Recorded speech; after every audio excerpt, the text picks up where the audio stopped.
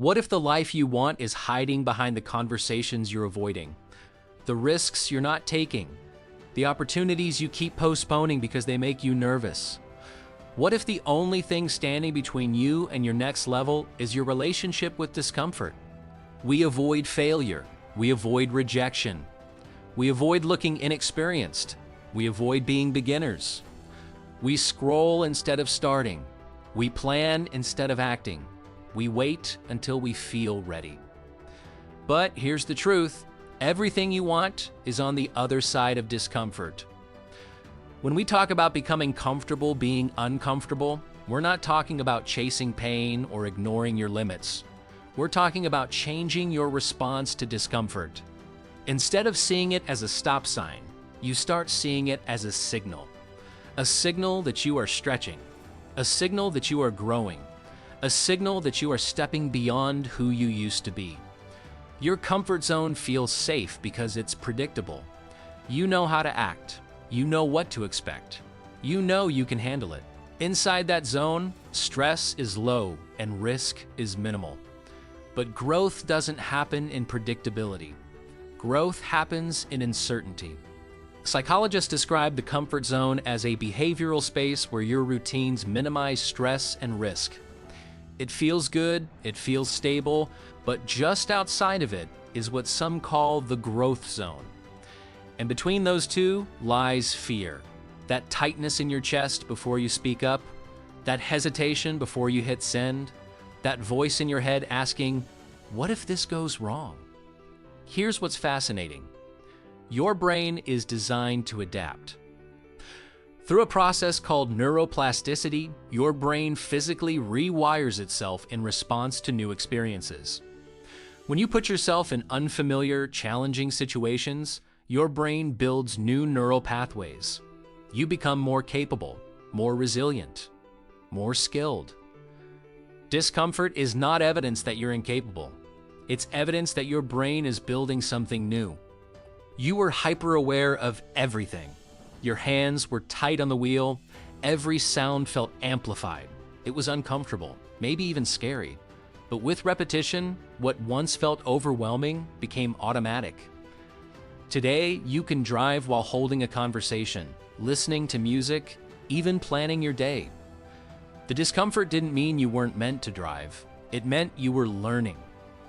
The same principle applies to public speaking, starting a business, going to the gym, setting boundaries, learning a new skill, or having difficult conversations. The first attempt feels uncomfortable. The second attempt still feels uncomfortable. But with repetition, the discomfort shrinks and your capability expands. Your comfort zone grows. The problem is that most people retreat the moment discomfort appears. They interpret it as danger instead of development. They think, if I feel this anxious, it must mean I shouldn't do this. When often it means the opposite. There's a concept in performance psychology that suggests optimal growth happens at moderate levels of stress. Too little challenge, and you're bored. Too much, and you're overwhelmed. But just beyond comfort, where your heart beats a little faster and your focus sharpens, that's where learning accelerates. Confidence is not something you think your way into. It's something you act your way into. You don't become confident before you try.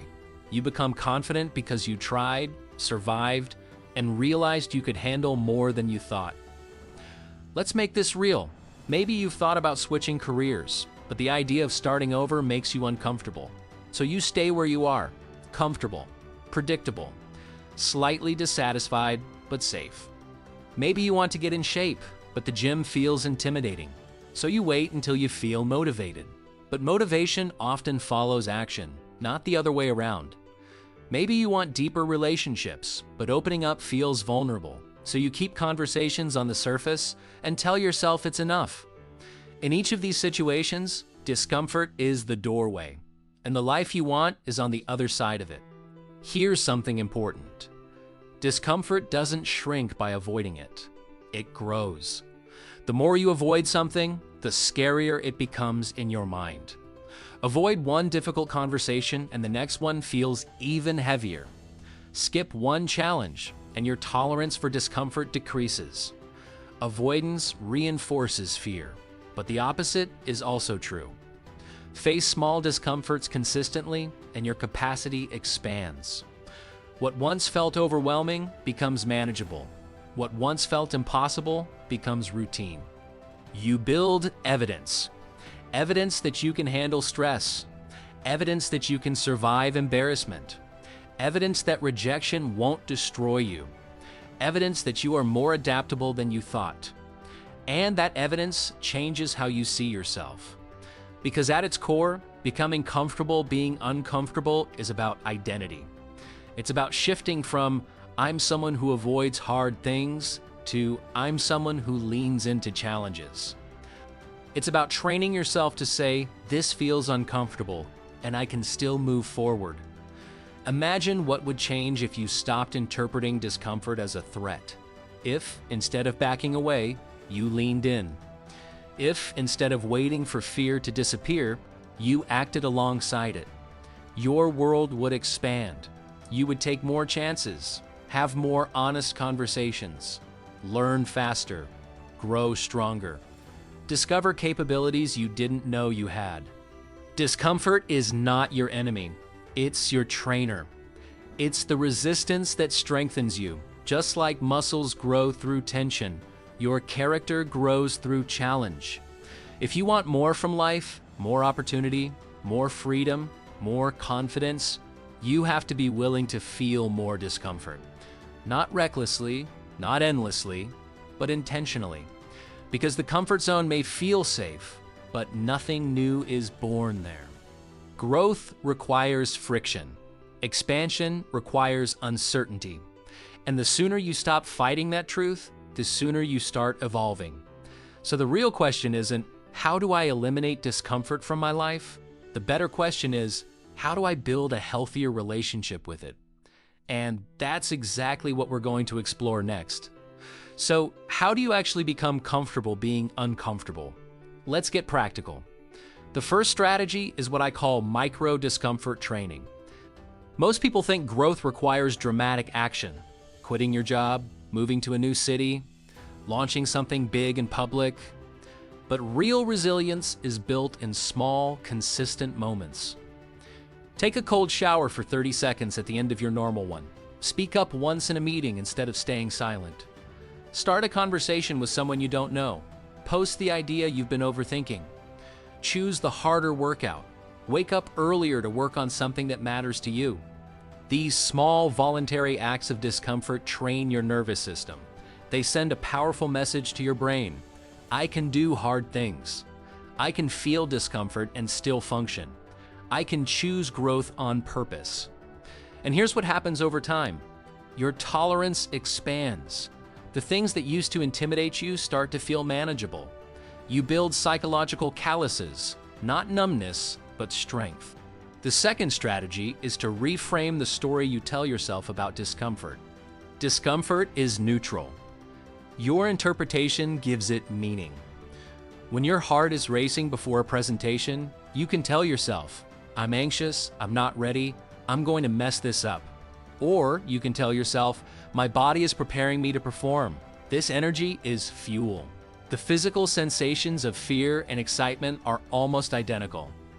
The difference is the narrative. Instead of asking, what if I fail? Ask, what will I learn?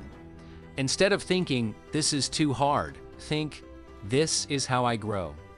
Instead of saying, I'm not ready, say, I'll get ready by doing.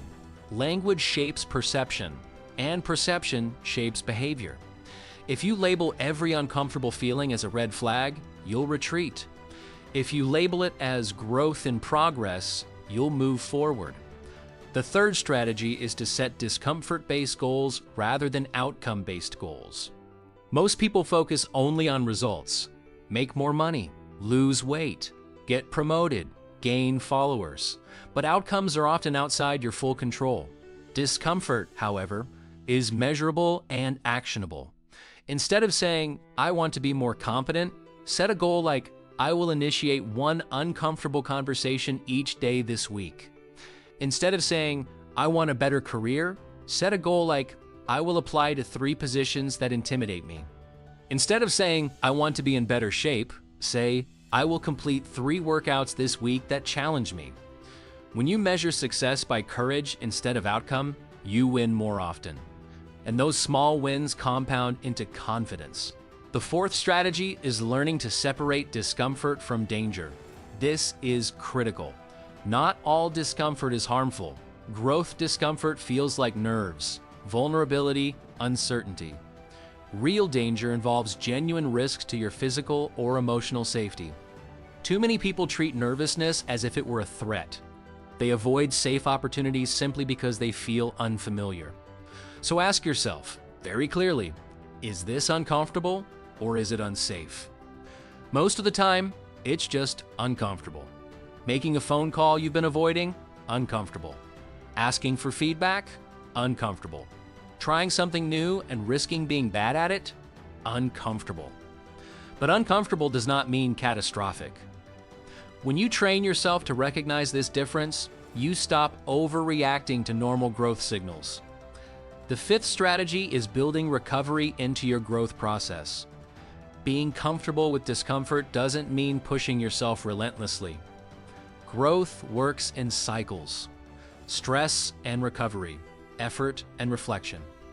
If you constantly force yourself beyond your limits without rest, you'll burn out. But if you never stretch, you'll stagnate. The goal is rhythm. Lean into discomfort, reflect, recover, then lean in again. Now let's talk about the obstacles you'll face. The first is fear of failure. You might think, what if I try and it doesn't work? But failure is information. It's feedback. It's data about what to adjust.